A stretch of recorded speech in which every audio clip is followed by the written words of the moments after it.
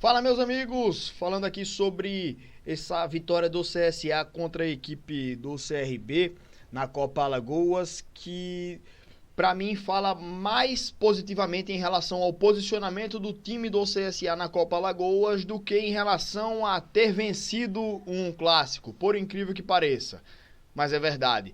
Nosso rival jogou com a equipe sub-20, um time praticamente de base, e o time do CSA teve diversas dificuldades para jogar contra esse adversário e que fez um grande jogo, diga-se de passagem, e trouxe muitas dificuldades para o nosso time. A gente vai destrinchar um pouco disso aí ao longo da nossa análise do jogo, principalmente sobre o time do CSA, mas vamos falar um pouco aí sobre a tabela de classificação também. Antes disso, se inscreve aqui no canal Diário do Azulino, dá o like aqui no nosso canal também para fortalecer o nosso trabalho. Cada like que a gente recebe, a gente cresce mais em audiência aqui também, porque o YouTube entende que é um bom conteúdo e aumenta o nosso alcance. Então ajuda demais o nosso trabalho. E as inscrições aqui no nosso canal aumentam sempre a nossa relevância dentro da plataforma. Então agradeço aí a todo mundo que possa ajudar a gente nesse sentido. E vamos embora falar um pouco do jogo, porque na classificação o CSA ganhando esse jogo, ainda tem toda a quinta rodada para acontecer, né? Jogos hoje e amanhã também, mas o time do CSA fica ali em segundo colocado no grupo B com 9 pontos. O primeiro é o Muricy, o terceiro colocado é o Asa, que tem 5, então o terceiro colocado já não alcança mais a gente e o time do CSA vai pelo menos ficar aí na segunda colocação, dependendo apenas dele para se classificar para a semifinal. E a Copa Alagoas é importante para que a gente possa disputar aí uma vaga na Copa do Brasil. Então esse campeonato segue sendo importante para a gente, tá certo? Mas vamos lá falar um pouquinho desse jogo, que o time do CSA entra aí em um momento bem turbulento, com várias modificações na equipe, com o departamento de futebol completamente modificado, ou até agora sem departamento de futebol, porque sai Alarcon e Marlon Araújo, não chegaram ainda os substitutos, e o Bebeto Moraes assumindo a equipe no lugar do Marcelo Cabo, por enquanto, né, enquanto a gente não define o treinador. E a escalação foi a seguinte: Fernando Castro é o goleiro, Lucas Marques assume a titularidade, Almir Luan também assume a titularidade, Wellington Carvalho e Eric fecham o quarteto de zaga. Pedro Favela, como eu falava que para mim era titular, assume a titularidade no meio de campo, Juninho Valora e Gustavo Xuxa. Jefinho, outro jogador da base que assume a titularidade também, Marquinhos e Thiago Marques entram aí como os atacantes do time do CSA. E o time começou o jogo muito desconectado na partida. A gente teve aí um péssimo início de Juninho Valora e o Wellington, se atrapalhando muito os dois ali. O Wellington, acho que principalmente por estar do lado invertido da zaga também, ele demorou para se acostumar ali com a posição, né, com a saída de jogo. O zagueiro sempre tem um lado preferencial para sair jogando e acho que ele se atrapalhou com isso, mas ele ao longo do primeiro tempo foi se acostumando. E o Valora errando passes muito ridículos, passes muito fáceis. O Juninho Valora errava. O começo do primeiro tempo, principalmente do Juninho Valora, foi péssimo, foi terrível, mas depois ele também foi se acostumando, foi crescendo na partida. Ao longo do primeiro tempo a gente foi entrando no jogo, o time do CRB estava mais inteiro e era um time mais bem treinado, né? Um time mais bem treinado e mais bem preparado do que a equipe do CSA. Apesar de ser um time sub-20, a gente via que o time tinha limitações às vezes ali de maturidade em algumas determinadas jogadas e que não era um time tão redondinho assim. Mas que o time do CSA tem muito mais falhas táticas e de preparação do que o time do CRB. Isso é algo ridículo da gente ver numa equipe profissional. Comparar um time sub-20 e a gente ver mais falhas no nosso time do que no nosso adversário, tá ligado? Em relação à preparação, né, de jogo. E então, assim, a gente teve ali uma melhora ao longo do primeiro tempo, talvez o time tenha começado a se entender, mas o time não tinha nenhuma profundidade. Eu acho que essa foi a principal falha da equipe do CSA ao longo do jogo, a falta de profundidade. Era muito mais em jogadas individuais e bola parada que o time do CSA chegava, em vez de tentar envolver o time adversário, tá ligado? Então acho que esse foi um ponto também. No segundo tempo, o time do CSA volta mais incisivo, mas faltando ainda profundidade. Faltava o último passe, faltava acertar o cruzamento, faltava acertar a assistência.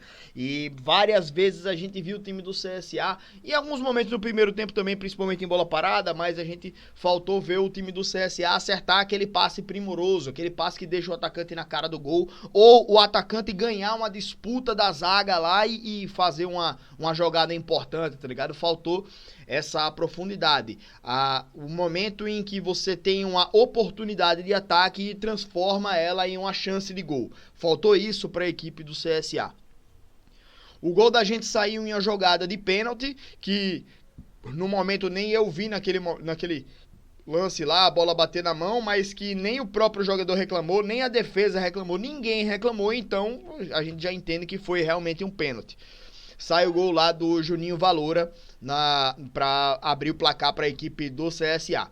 E já nesse momento, e logo depois do pênalti também, a gente teve boas oportunidades de contra-ataque, né? Várias oportunidades mesmo, só que o time do CSA tinha passes frouxos. Aquele passe que, ao invés de você dar um passe firme, que o cara recebe a bola na chance que ele tinha lá, né? O cara tá livre, sozinho. Aí você dá um passe que ele recebe ainda com oportunidade de dominar e fazer a jogada. Não, os passes eram sempre frouxos.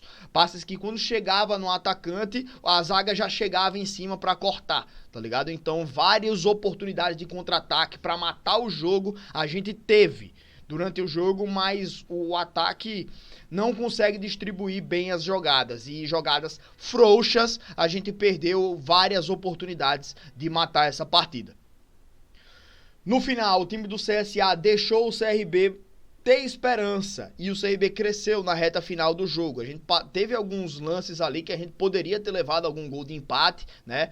Por demérito nosso próprio, primeiro por ter jogado mal durante toda a partida e não ter construído o placar durante o jogo, depois por ter aberto o placar no segundo tempo e não ter nem matado o jogo, porque teve várias oportunidades lá que a gente poderia criar a chance de fazer gol e matar a partida, mas a gente não fez. Então, por demérito nosso também, a gente deu a oportunidade do time do CRB gostar do jogo na reta final e ter essa oportunidade ali de fazer o gol.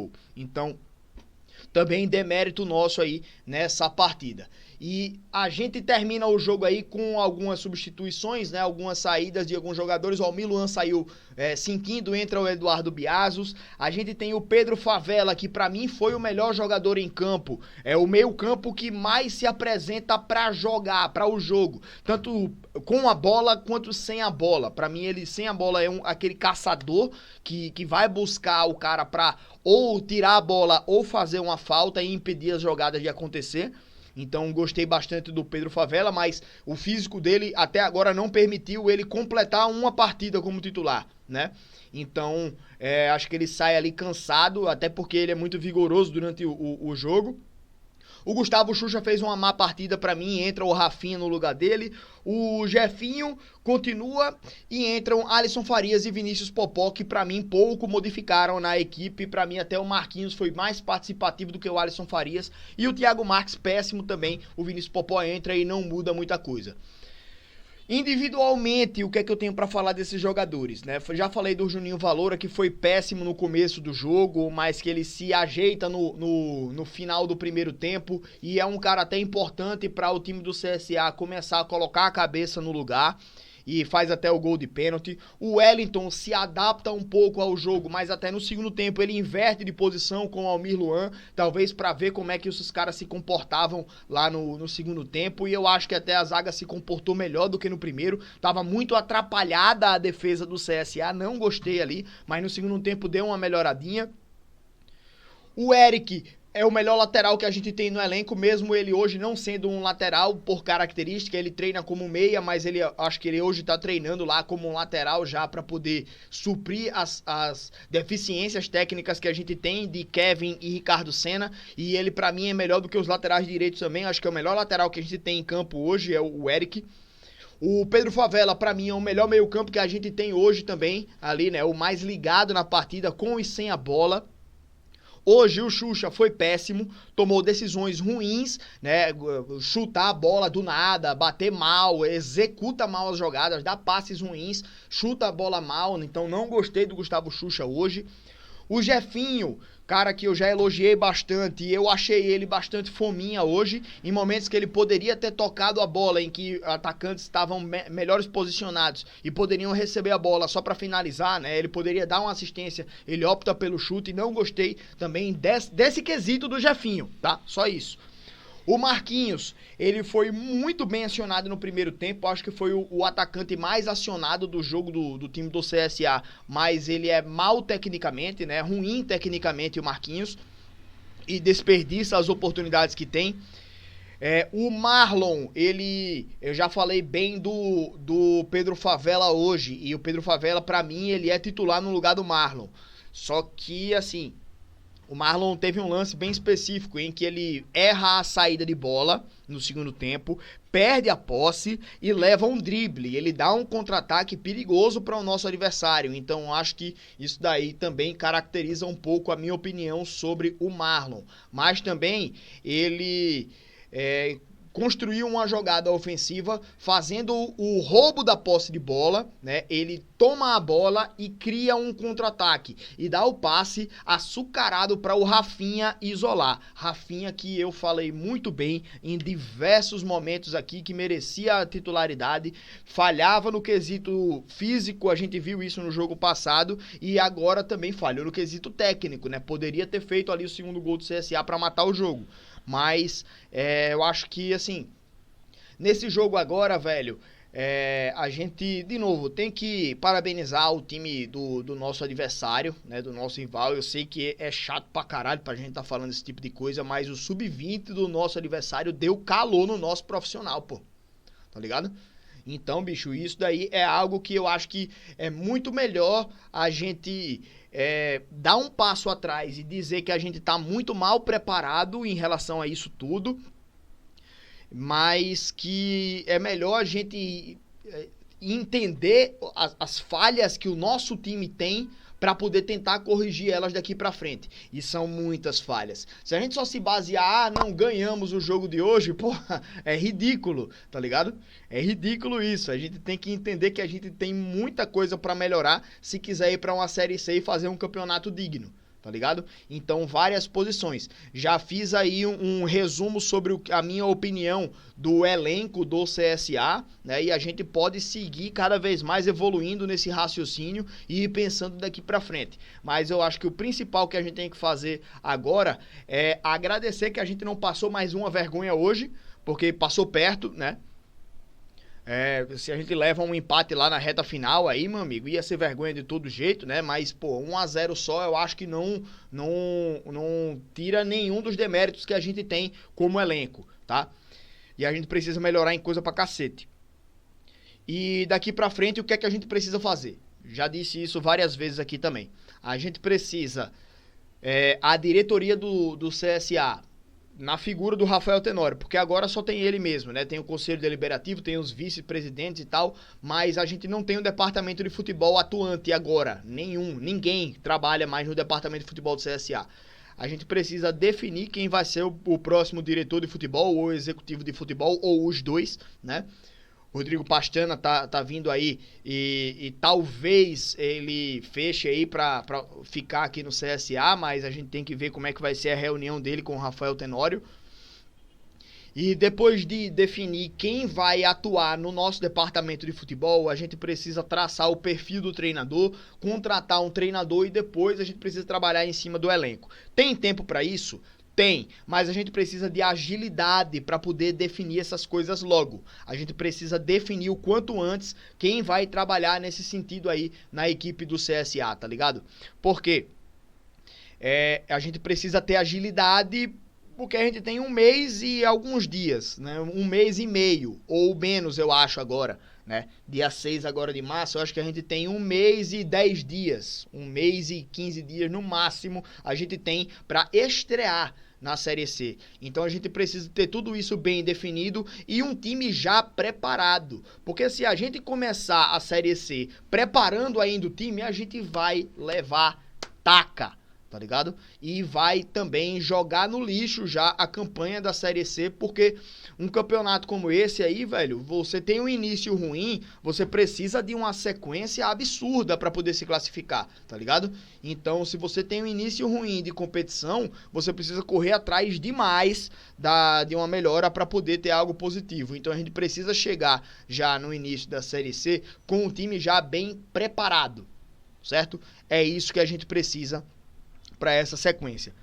Mas, resumindo, agilidade para definir quem vai ser o diretor de futebol e o diretor de futebol agir também com eficiência no mercado para trazer logo um treinador e esse treinador, aliado ao departamento de futebol, avaliar o elenco que a gente tem e traçar as opções de melhora que a gente precisa, de contratação e investimento que a gente precisa fazer para melhorar o nosso time, certo? É isso que a gente precisa fazer a partir de agora. Esse resultado agora, pô, foi bom que a gente não passou uma vergonha, velho, tá ligado? Ganhamos um jogo aí, pelo menos, né, só o resultado aí vai ficar no calendário aí, pronto, acabou-se, tá ligado?